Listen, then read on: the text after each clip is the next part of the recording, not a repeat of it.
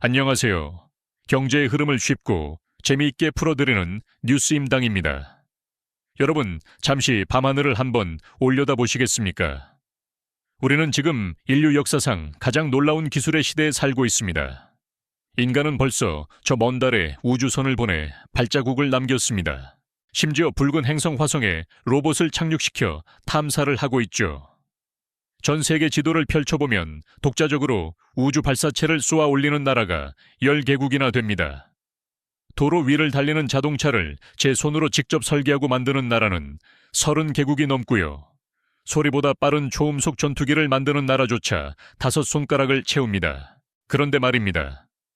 인류가 발명한 모든 물건 중에서 가장 작지만 가장 정교한 물건, 현대 문명의 뇌이자 심장이 되어버린 손톱만 한 조각, 바로 7나노미터 이하의 최첨단 반도체 이야기를 하려고 합니다. 놀랍게도 이걸 실제로 양산해서 돈을 받고 팔 수 있는 나라는 전 세계 80억 인구 중에 딱 3뿐입니다. 광활한 대륙과 기축 통화의 힘을 가진 미국, 섬 전체가 요새화된 대만, 그리고 아시아 동쪽 끝에 붙어있는 작은 반도 국가, 바로 대한민국입니다. 중국이 반도체 굴기를 외치며 100조 원이라는 천문학적인 돈을 쏟아부었지만 결국 실패했습니다. 한때 전자제국이라 불리며 세계 시장을 호령하던 일본조차도 이 최첨단 경쟁 링 위에서는 결국 흰 수건을 던지고 말았습니다. 도대체 왜일까요? 아니, 우주선 쏘는 것보다 반도체 만드는 게 왜 더 어렵다는 걸까요? 그리고 기름 한 방울 나지 않는 대한민국이 어떻게 이 죽음의 레이스에서 살아남아 세계를 지배하게 된 걸까요? 오늘 뉴스임당에서는 경기도 평택과 화성에 불 꺼지지 않는 현장, 그리고 핀란드 노교수의 회고를 통해 보이지 않는 곳에서 빛을 연구하는 과학자들의 피땀 어린 이야기를 전해드립니다. 지금부터 대한민국 반도체 기적의 대서사시를 시작합니다. 끝까지 보시면 우리가 누리는 이 풍요가 얼마나 기적적인 일인지 가슴 깊이 느끼게 되실 겁니다. 흔히 언론에서는 반도체 산업을 총성 없는 전쟁이라고 표현합니다. 하지만 엄밀히 말하면 이 표현은 틀렸습니다. 이건 전쟁보다 훨씬 더 가혹한 생존 게임입니다. 이 게임의 참가 자격을 얻으려면 인간의 한계를 시험하는 5개의 거대한 벽을 넘어야 하기 때문입니다. 이 중 하나라도 넘지 못하면 그 나라는 영원히 시장에서 퇴출당합니다.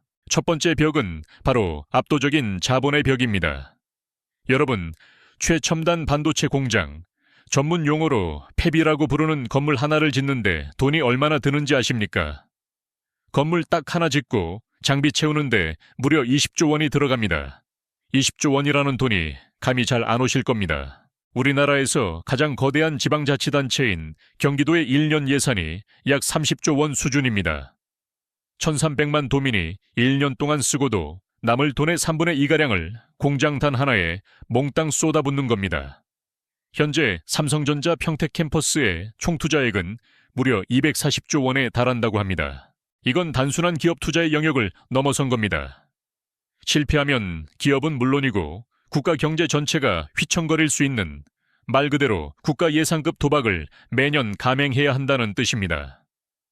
전 세계에서 배포 있게 이 정도 금액을 베팅할 수 있는 기업은 손에 꼽을 수밖에 없습니다. 두 번째 벽은 견디기 힘든 죽음의 시간입니다. 돈만 있다고 모든 게 해결될까요? 천만의 말씀입니다. 공장을 짓는 데만 꼬박 3년이 걸립니다. 그 안에 초정밀 장비를 들이고 생산 수율을 잡는데 또 2년이 걸립니다. 즉, 경영진이 투자를 결정하고 제품이 나와서 실제로 돈을 벌기까지 최소 5년은 걸린다는 이야기입니다. 이 5년이라는 시간 동안 수익은 0원입니다. 아니, 오히려 수십조 원의 돈이 매일매일 물처럼 빠져나갑니다. 만약 그 사이에 세계 경기가 나빠져서 불황이라도 닥치면 10년 연속 적자도 각오해야 합니다. 실제로 1980년대 삼성이 반도체에 뛰어들었을 때 2년 연속 적자를 보니까 다들 뭐라고 했습니까? TV나 만들던 삼성이 반도체 때문에 결국 망할 것이라고 저주를 퍼부었습니다. 하지만 이병철 회장과 이건희 회장은 버텼습니다. 이 죽음의 계곡을 건너는 인내심, 그것이 바로 두 번째 자격입니다. 세 번째 벽은 인간의 영역을 넘어선 극한의 기술입니다. 7나노, 3나노, 1.4나노. 뉴스에서 숫자가 작아질수록 우리는 감각이 무뎌집니다. 하지만 3나노라는 크기는 정말 상상을 초월하는 미시 세계입니다. 원자 10개를 나란히 놓은 크기이자 머리카락 굵기의 10만 분의 1 수준입니다. 이 눈에 보이지도 않는 좁은 공간에 서울시 지도보다 더 복잡한 전기 회로를 그려 넣습니다. 그것도 단층이 아니라 수백 층으로 고층 빌딩 쌓듯이 쌓아 올립니다. 이건 기술이라기보다는 신의 영역을 침범하는 예술에 가깝습니다. 삼성전자만 11만 명의 반도체 임직원이 근무하고 있습니다. 그중 상당수는 10년 넘게 오로지 한 가지 공정만 파고든 장인 중의 장인들입니다. 교과서에도 없는 이 축적된 노하우는 절대 돈으로 살 수 없습니다. 중국이 돈으로 엔지니어들을 빼가려고 시도했지만 이 수만 명의 팀워크와 암묵적인 지식까지는 훔쳐갈 수 없었던 이유가 바로 여기에 있습니다. 네 번째 벽은 장비의 독점입니다. 혹시 네덜란드의 ASML이라는 회사를 들어보셨나요? 업계에서는 슈퍼을이라고 불립니다.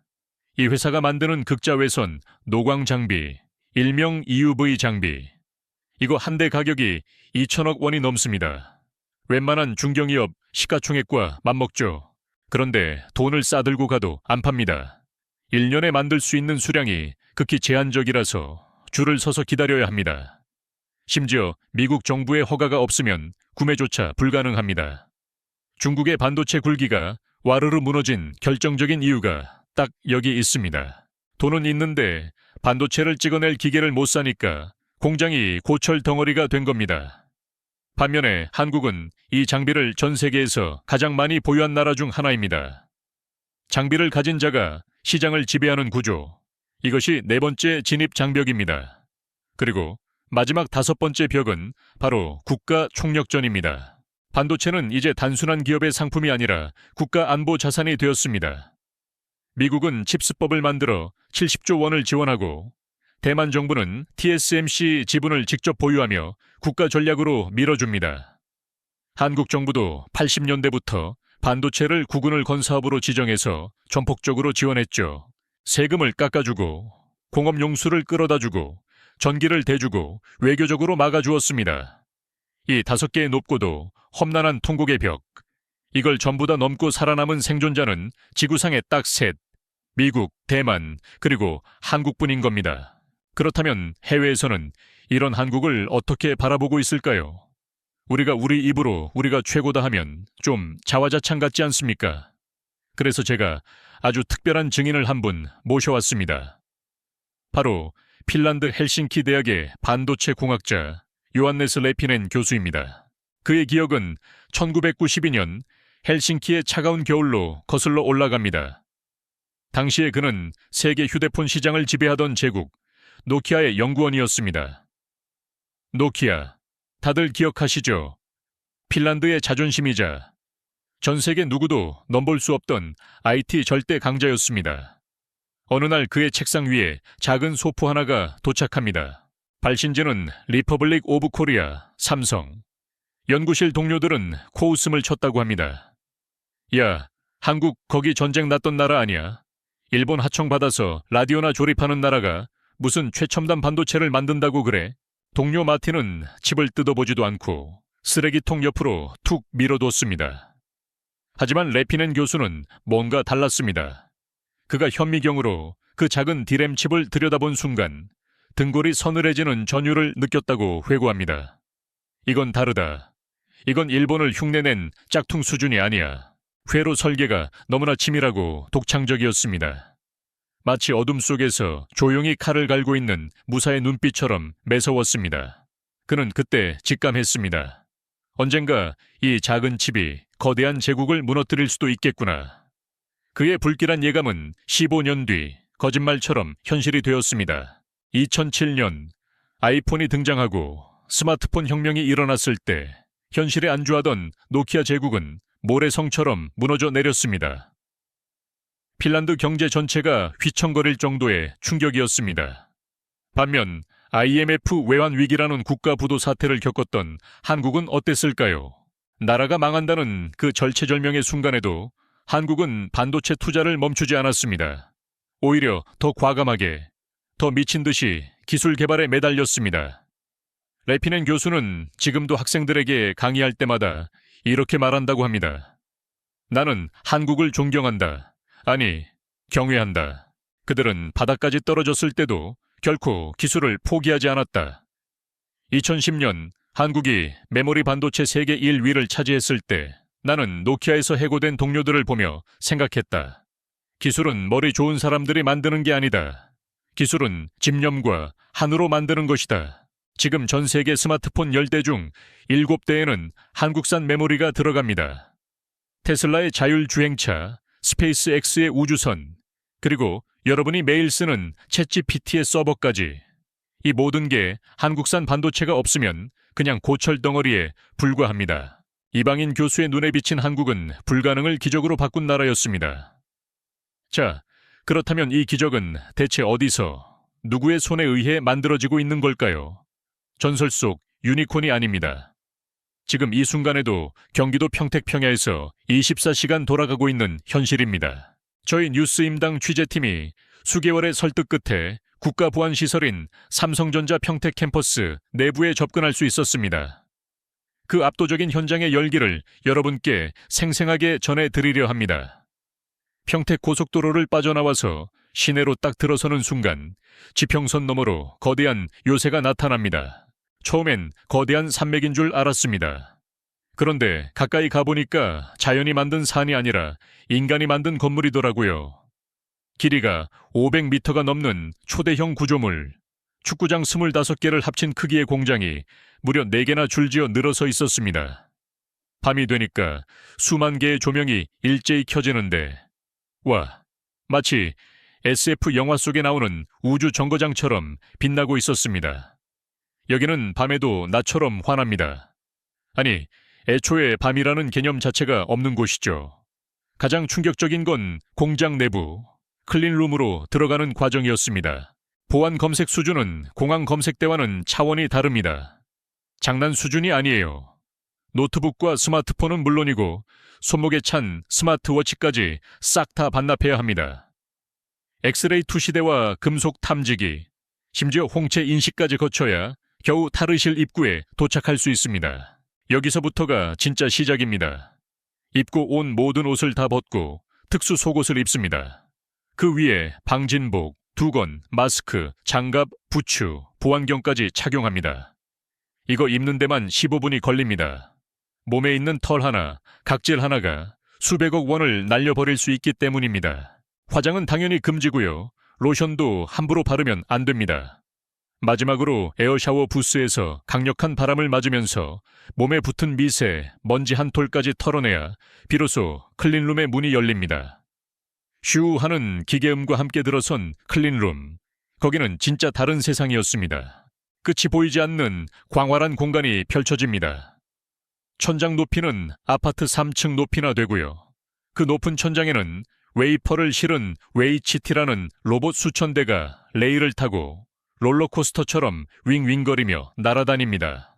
바닥엔 집채만한 장비들이 끝도 없이 깔려있고 그 사이를 하얀 방진복을 입은 엔지니어들이 바쁘게 오가고 있었습니다.